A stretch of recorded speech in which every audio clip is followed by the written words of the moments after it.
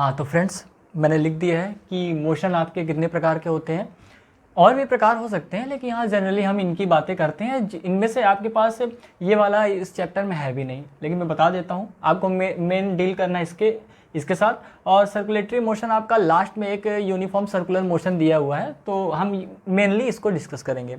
अब आइए समझते हैं क्या है लीनियर मोशन। लीनियर मतलब आप समझ रहे हैं कि एक कोई भी सीधी रेखा में या सीधी लाइन पे कोई भी ऑब्जेक्ट ट्रेवल कर रहा है, तो वो कैसे कहलाएगा? इन लीनियर मोशन कहलाएगा। जैसे आप लोग एग्जांपल बता सकते हैं कि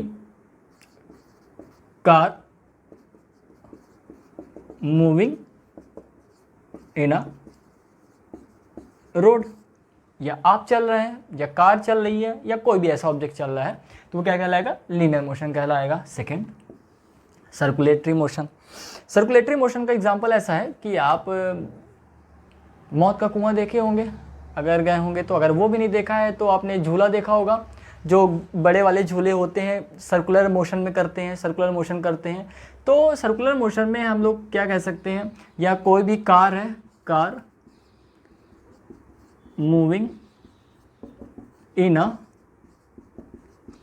सर्कुलर पाथ। जैसे एक कोई ये पाथ है, अब यहाँ से आप है या कोई कार है या कुछ भी है, कोई भी ऑब्जेक्ट है, यहाँ से ये चलना चालू किया, ये चलते चलते चलते चलते आया और अपनी ओरिजिनल पोजीशन पे पहुँच गया। इस मोशन को क्या कहते हैं? सर्कुलर मोशन कहते हैं। ठीक है।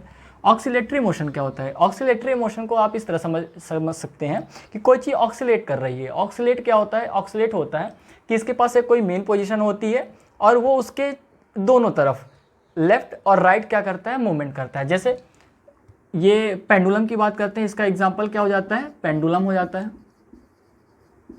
पेंडुलम हो जाएगा। इसका जैसे एग्जाम्पल देते हैं कि कोई भी पेंडुलम है और ये कोई भी स्ट्रिंग है और ये बॉब है उसका, तो ये क्या करेगा? इसको अगर आप किसी एक पर्टिकुलर, ये इसकी मेन पोजीशन हो जाती है, ये इसकी एक मेन पोजीशन हो जाएगी, मेन पोजीशन हो जाती है। अगर आप इसको थोड़ा फोर्स देंगे यहाँ पास, अगर आपने छोड़ दिया इसको, तो ये क्या करेगा? अपने मेन पोजीशन के एक बार इधर जाएगा, एक बार इधर जाएगा, फिर रोटेट होके कहाँ जाएगा? मेन पोजीशन से। फिर मेन पोजीशन से कहाँ जाएगा? अपने दोनों तरफ ये ऑक्सीलेट करता रहेगा। इसी को क्या कहा जाता है? ऑक्सीलेटरी मोशन कहा जाता है। ठीक है ना। जैसे अगर आप लोग अभी तो नहीं जानते होंगे, लेकिन आप आगे जाएंगे तो आप जब वेव पढ़ेंगे, इस तरह की कुछ वेव आपको देखने को मिलेंगी 11th में या शायद 10th में हो आपके। तो इस तरह की जो वेव दिखेगी तो आपको दिख रहा है ये कि इसका ये मेन पोजीशन है। ये मेन पोजीशन की एक बार किस साइड जाइए? अप साइड जा रही है, एक बार ये डाउन साइड जा रही है, एक बार अप साइड जा रही है, ये डाउन साइड जा रही है। इसको भी क्या कहते हैं? ऑक्सीलेटरी मोशन कहा जाता है। ठीक है ना। आई होप कि आप इतना समझ चुके होंगे। चलिए अब इसके बाद हम बात कर लेते हैं कि आपको मोशन, आप इसको लिख लीजिएगा, ठीक है ना, नोट कर लीजिएगा, स्क्रीनशॉट ले लीजिएगा, जो करना हो। अब मैं ये बात करता हूँ कि आप मोशन तो पढ़ चुके हैं, तो मोशन पढ़ने के लिए आपके पास ऐसे कौन कौन से टर्म्स हैं कि जो आपको पता होने चाहिए और उन टर्म्स को कहा किया जाता है। पहली बात तो पहले ये जान लेते हैं कि उन टर्म्स को कहा किया जाता है, क्या चीज़ें हमको ज़रूरत होती है। हमको ज़रूरत होती है फिजिकल क्वांटिटीज़ की। ठीक है। तो सर ये फिजिकल क्वांटिटीज़ क्या होती हैं? फिजिकल क्वांटिटीज़, फिजिकल क्वांटिटीज़ क्या होती हैं? फिजिकल क्वांटिटीज़ एक ऐसी प्रॉपर्टी होती है, जैसे कि आपके पास, मैं एग्जांपल से बताना चाहूँगा कि जैसे मैं खड़ा हूँ, मेरी एक कोई लेंथ होगी, कुछ हाइट होगी, तो मैंने बता दिया कि मैं सपोज़ करिए कि मेरी हाइट कितनी है कि 5 फुट 8 इंच है। तो मेरे पास जो मैं मेज़र कर पा रहा हूँ ना, मैं अपनी हाइट को मेज़र कर पा रहा हूँ। अगर कोई ऑब्जेक्ट रखा हुआ है, जैसे अगर ये कोई भी ऑब्जेक्ट रखा हुआ है तो इसका कुछ वेट होगा, कुछ मास होगा इसका, तो मैं बता सकता हूँ कि इसका मास कितना है, ½ kg है, तो इसको मैं मेज़र कर पा रहा हूँ। तो यही कहलाता है। ऐसी कोई भी फिजिकल फिनोमिना या ऐसे कोई भी फिजिकल प्रॉपर्टी जिसको मेज़र किया जा सकता है, वो क्या कहलाती है? फिजिकल क्वांटिटीज़ कहलाती हैं। ठीक है ना। तो फिजिकल क्वांटिटीज़ को मेज़र करने के लिए क्या क्या चीज़ें चाहिए, पहले ये बता लेते हैं। तो फिजिकल क्वांटिटीज़ को मेज़र करने के लिए 2 चीज़ों की ज़रूरत होती है। एक होता है उसका मैग्नीट्यूड और दूसरा होता है उसकी यूनिट। ठीक है। इसका एग्जाम्पल मैं देता हूँ, समझिएगा। एक एग्जाम्पल मैं देता हूँ कि मैं कह रहा हूँ कि कोई भी वस्तु है या कोई भी ऑब्जेक्ट है, या ऐसे मैं बोलता हूँ कि आप जाओ 5 शक्कर लेके आओ। क्या लेके आओ? मैं फिर से रिपीट कर रहा हूँ, आप जाओ मार्केट जाओ और 5 शक्कर लेके आओ, शुगर लेके आओ। मैंने बोल दिया ये 5 शुगर लेके आओ। अब आप पूछोगे, आपके जाहिर सी बात है कि आपके मन में सवाल उठेगा 5 क्या? 5 तो कई चीज़ें हो सकती हैं। 5 हो सकता है 5 उसके जो क्यूब्स हों या दाने हों वो आप ला सकते हो, या 5 केजी हो सकता है ला सकते हो, 5 ग्राम ला सकते हो, या 5 टन ला सकते हो। कुछ भी ला सकते हो आप, आपकी मर्जी है। तो आपको ये पता चल रहा है कि अगर मैंने सिर्फ बता दिया कि 5 शुगर लेके आओ तो ये आपको लग रहा है ये अधूरा है। सही बात है, ये अधूरा है। क्यों? क्योंकि मैंने कहा है कि फिजिकल क्वांटिटीज़ क्या होती हैं, कोई भी फिजिकल चीज़ जिसे हम लोग मेज़र कर सकते हैं। तो शुगर क्या है, मेज़र किया जा सकता है ना? बिल्कुल जाहिर सी बात है, मेज़र किया जा सकता है। तो मेज़र करने के लिए क्या ज़रूरी है? मैग्नीट्यूड ज़रूरी है और यूनिट ज़रूरी है। अब मैग्नीट्यूड क्या होता है? मैग्नीट्यूड होता है आपका नंबर या डिजिट, जैसे 1 2 3 4। और यूनिट क्या होती है? यूनिट होती है उसको मेज़र करने के लिए कोई स्टैंडर्ड होता है, उसको हम लोग कहते हैं यूनिट। अब जैसे मैं पर्टिकुलर अगर ये कहता हूँ कि 5 केजी शुगर लेके आओ, तो ये इन्फॉर्मेशन आपको पूरी लग रही है ना? बिल्कुल पूरी लग रही है। क्यों लग रही है सर? इसलिए लग रही है क्योंकि मेरे पास ये फिजिकल क्वांटिटी है शुगर, और फिजिकल क्वांटिटी के लिए 2 चीज़ें महत्वपूर्ण होती हैं। पहला होता है उसका मैग्नीट्यूड, दूसरा होता है उसकी यूनिट। तो सर आपने बता दिया है, पहला मैग्नीट्यूड बता दिया है और दूसरा आपने उसकी यूनिट बता दी है, यानी आपने उसका पूरा फिजिकल क्वांटिटी से बता दिया कितना लाना है। तो हम इसके इन्फॉर्मेशन के बेस पे शुगर को ला सकते हैं। ठीक है। अब मैं दूसरा कहता हूँ कि आप जाओ 5 एप्पल लेके आओ। 5 एप्पल क्या होते हैं? 5 एप्पल, 5 क्वांटिटी मैंने कह दिया, तो ये इन्फॉर्मेशन पूरी लग रही है ना? लग रही है। क्यों लग रही है? जाहिर सी बात है, क्योंकि एप्पल एक एक की क्वांटिटी में आते हैं। तो मैंने ये बोला कि 5 पीस एप्पल लेके आओ। ठीक है ना? अब ये इन्फॉर्मेशन पूरी हो गई है। तो आप जाएंगे बाजार से 5 एप्पल उठा के ले आएंगे, क्योंकि मैंने बोला कि 5 पीस एप्पल लेके आना है। 5 एप्पल, 5 क्या? 5 नहीं पता ना आगे क्या, क्योंकि उसको यूनिट बतानी, 5 पीस लेके आना है, 5 किलो लेके आना है कि 5 ओनली 5 पीस लेके आना है। ठीक है ना? तो आई होप कि आप इसको समझ पाए होंगे। ठीक है, तो मैं अब आगे बढ़ता हूँ कि फिजिकल क्वांटिटीज़ हो गया। लेकिन अब हमारी बात आती है कि जब हम मोशन पढ़ते हैं तो मोशन में कौन कौन सी फिजिकल क्वांटिटीज़ रिक्वायर्ड होती हैं, कौन कौन सी फिजिकल क्वांटिटीज़ रिक्वायर्ड होती है। तो मैं लिख देता हूँ, पहला होता है आपका डिस्टेंस, दूसरी आपकी होती है डिस्प्लेसमेंट। डिस्कस करेंगे आगे चल के, इसको डिटेल में डिस्कस करेंगे, क्योंकि यही बेस है। अगर मैं ऑफलाइन क्लासों में भी पढ़ाता हूँ कि डिस्टेंस और डिस्प्लेसमेंट में बच्चों को बहुत कन्फ्यूज़न होती है, क्योंकि उनका बेसिक थोड़ा बहुत कमज़ोर होता है। तो हम यहाँ इसके अच्छे से डिस्कशन करेंगे। इसके बाद आता है आपका स्पीड, इसके बाद आपका आता है वेलोसिटी, और इसके बाद लास्ट आता है आपका एक्सेलरेशन। ये मेन है, हम इसके बारे में डिस्कस करेंगे। ये आपका यहाँ से चालू होगा, इस क्लास से चालू होगा, और आपका आगे आप चाहे 11th पढ़े, चाहे 12th पढ़े, चाहे आप ग्रेजुएशन करें, आप कहीं भी आगे बढ़े, अगर आप फिजिक्स के टर्म में आगे बढ़ना चाह रहे हैं तो आपको कहीं ना कहीं ये हर जगह आपको दिखता चलेगा। इसलिए आपके लिए कंपलसरी है, आपके लिए नेसेसरी है कि आप इन टॉपिक को बहुत ही ध्यान से पढ़ें, और इसके जितने भी कॉन्सेप्ट हैं बिल्कुल क्लियर क्रिस्टल होने चाहिए। इसके बाद हम क्या पढ़ेंगे, इनमें और भी कुछ चीज़ें हैं, जैसे हम पढ़ेंगे uniform and non uniform motion के बारे में पढ़ेंगे,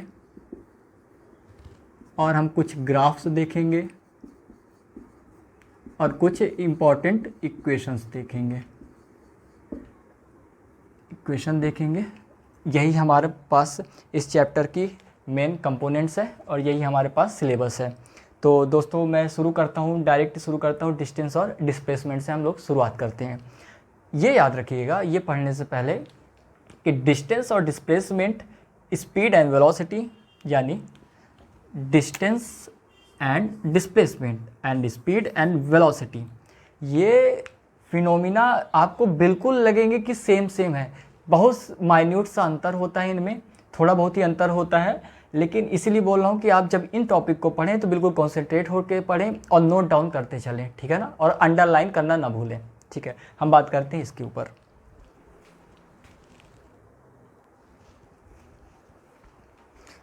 बच्चों मुझसे कुछ टॉपिक छूट गए थे, जैसे कि फिजिकल क्वांटिटीज़ को तो मैंने बता दिया था, फिजिकल क्वांटिटीज़ होते क्या है उसकी डिफिनीशन लिख लीजिए। देखिए जो मैंने बताया था वही लिखा है, it is a physical property of a material that can be measured.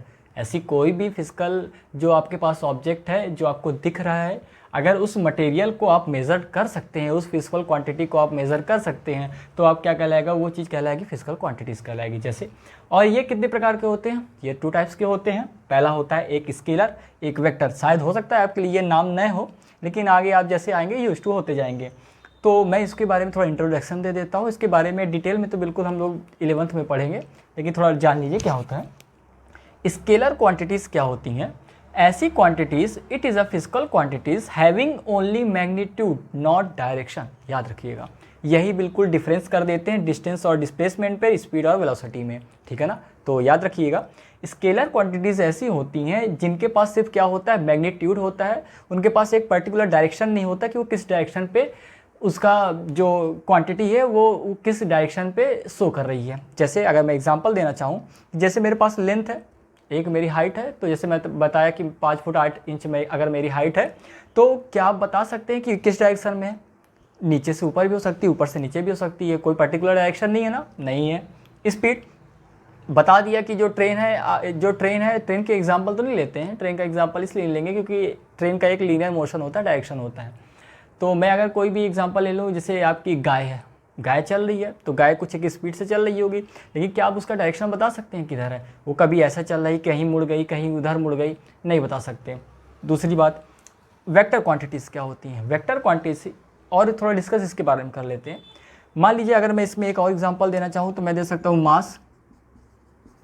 मास। अगर मैं बोलता हूँ कि मेरा मास है कुछ पर्टिकुलर केजीज़ है, तो क्या आप बता सकते हैं कि मेरा मास किस डायरेक्शन में केजी में है, नहीं बता सकते ना, वो तो टोटल मास है। गुड। अगर मैं कहूँ टाइम, अभी कितने बजे हैं, मान लीजिए 2 बजे हैं, तो क्या आप बता सकते हैं 2 किस डायरेक्शन में बजे हैं, नहीं बता सकते ना। तो ये कैसी क्वांटिटीज़ है, स्केलर क्वांटिटीज़ है। दूसरा, टेम्परेचर। अगर इस रूम का टेम्परेचर 28 डिग्री सेल्सियस है, तो क्या आप बता सकते हैं वो कि इस पर्टिकुलर डायरेक्शन में कितना है या उस पर्टिकुलर डायरेक्शन में कितना है, नहीं बता पाओगे, पूरा रूम का टेम्परेचर है, ठीक है ना। तो ये कुछ क्वांटिटीज़ कैसी हो गई, स्केलर क्वांटिटीज़ हो गई, इनके बारे में डिस्कस हम करेंगे 11th में। आता है वेक्टर क्वांटिटीज़। अब वेक्टर क्वांटिटीज़ क्या होती हैं, अब इसमें डिफरेंस देखिएगा, इट हैज़ ओनली मैग्नीट्यूड, और इधर देखिएगा हैविंग बोथ क्या, magnitude as well as direction. यानी क्या कहना चाह रहे हैं सर, ये कहना चाह रहा हूँ कि जो स्केलर क्वांटिटीज़ थी उनके पास सिर्फ क्या होता है, मैग्नीट्यूड, एक नंबर होता है, समझ रहे हैं। लेकिन ये जो वेक्टर क्वांटिटीज़ होती हैं उनके पास एक मैग्नीट्यूड होता है, यानी उनके पास एक स्ट्रेंथ होती है, और उसके साथ क्या होता है, उनके पास एक पर्टिकुलर डायरेक्शन होती है। जैसे वेलोसिटी, अगर आप समझ पा रहे होंगे वेलोसिटी, शायद अगर आप नहीं जान रहे हैं तो मैं आपको ये दोनों एग्जाम्पल छोड़ के ये बताता हूँ फोर्स क्या होता है। जैसे अगर पर्टिकुलर मैं बताऊं कि मैं क्या कर रहा हूं, ये पेन ले रहा हूं और पेन से इसको हिट कर रहा हूं, तो क्या मैं, ये जो बोर्ड है आपका किस डायरेक्शन पे मूव होगा, पीछे की ओर मूव होगा अगर मैं इसको हिट कर रहा हूं। तो अगर ये बताइए कि मैं एक पर्टिकुलर इस डायरेक्शन से हिट कर रहा हूं, तो क्या बोर्ड इस डायरेक्शन में जाएगा, नहीं जाएगा ना। तो अगर मैं फोर्स को इस डायरेक्शन पे हिट कर रहा हूँ, एक पर्टिकुलर डायरेक्शन है, अगर मुझे मूवमेंट कराना है इस बोर्ड की पीछे की तरफ, तो क्या मैं इधर से फोर्स लगाऊंगा, नहीं लगाऊंगा ना। अगर मुझे मूवमेंट कराना इस तरफ, तो मेरी जो डायरेक्शन होनी चाहिए फोर्स की, वो भी क्या होनी चाहिए, इनवर्ड होनी चाहिए। क्या मैं इस डायरेक्शन पे लगा सकता हूँ, नहीं लगा सकता ना। तो यही अंतर करता है स्केलर क्वांटिटी और वेक्टर क्वांटिटी में। अगर आपको एक पर्टिकुलर डायरेक्शन चाहिए तो आपको शो करना पड़ेगा कि आपकी डायरेक्शन क्या है। या ये कहना चाहूँ कि आपको अगर कोई भी फिनोमिना करना है या आपको कोई भी प्रॉपर्टी अप्लाई करना है जो कि वेक्टर होगी, तो आपको एक डायरेक्शन शो करना पड़ेगा। अगर आपको समझ में नहीं आ रहा, आप इसको नोट डाउन करिए, मैं आपको बताता हूँ थोड़ा एक एग्जाम्पल, प्रैक्टिकल एग्जाम्पल से बताता हूँ कि क्या हो रहा है इसमें।